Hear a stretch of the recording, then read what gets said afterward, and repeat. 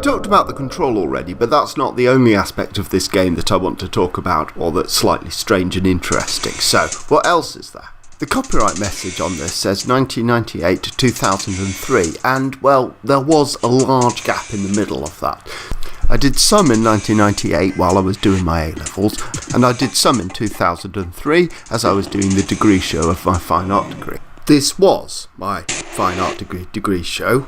It was not, however, anything to do with my A-levels. Now I have trouble remembering which bits I did when. In 1998, the Archimedes was already past it. It had already pretty much died. So failing to finish the game until it had absolutely died in 2003 didn't really matter.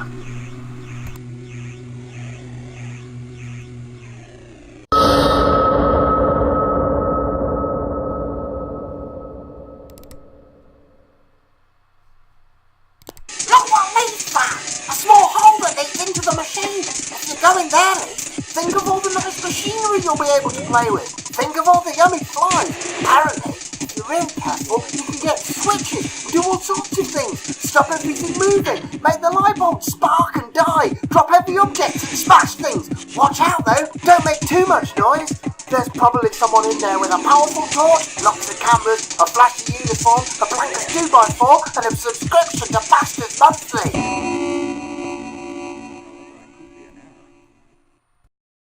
By the Bastard Monthly joke at the end, I assume that I wrote this joke in 98 because it sounds like a 98 me kind of joke, but I'm not entirely happy with my characterisation of the guard who is basically only doing his job, even though that job is probably entirely pointless, guarding a large, and I'm not entirely sure what it's doing, factory all on his own. Except I guess it does have some kind of a point when Leaf is a mutant metal! Decides to enter the factory and do just that.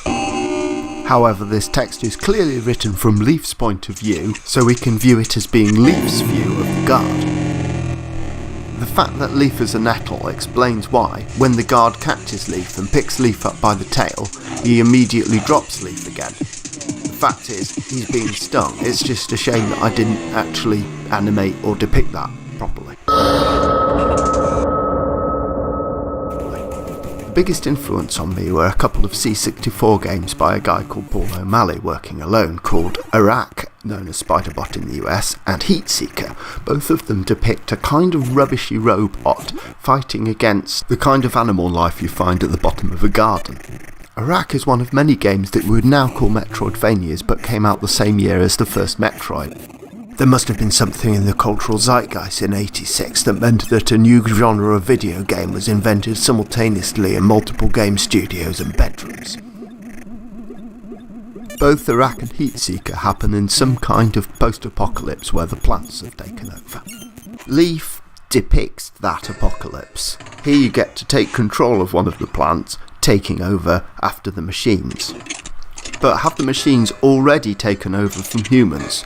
Though it appears that humans are still around, they look like they're actually subservient to the machines now rather than the other way around, but perhaps that is already happening.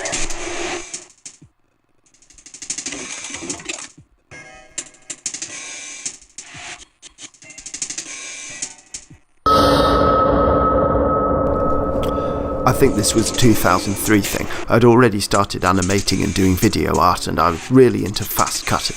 As long as you weren't working at that speed the entire time, you could have 3 recognisable shots within a single second, but could you do this kind of editing within a game? Fast cutting brings energy.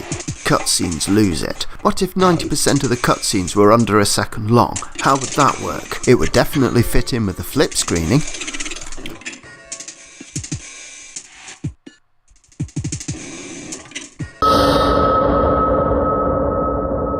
And then there's your ability to disrupt the levels as you walk through them, which is definitely a 2003 thing. My dissertation made the argument that rather than painting dirt carefully on 3D models to stop them from being the perfect digital images we've become so used to and no longer like, we should look at the imperfections unique to the digital space, the glitches and gone wrongness that we know that the digital space is all too capable of. With this in mind, I added bonuses that allowed you to land heavily in set platforms moving, to transform them into other platforms, to jump into the cogwheels and make all the objects on screen rotate around the centre of the cogwheel, and to make the rooms no longer reset once you leave them, as well as bonuses that would actually just tell you how to add a message or to paint a picture. At once, these both turn the game into a metroid-vania, but also make it not really a game, more of just a kind of playground to mess around in. So what now? I mean, it would be kind of interesting to remake this. Unreal Engine, for example, would allow me to rebuild it in 2D, 3D or a mixture in between with modern glossy PBR graphics, but more importantly would allow for a 2D physics engine, meaning the disruptions and corruptions that you did on it would have a physical logic to them.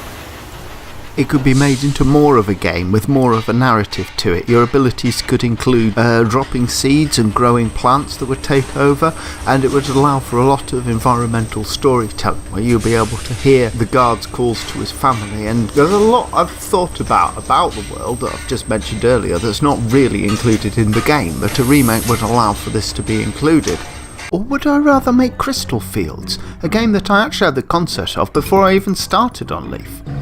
So it's super low poly, with each character being made out of just 5 tetrahedrons.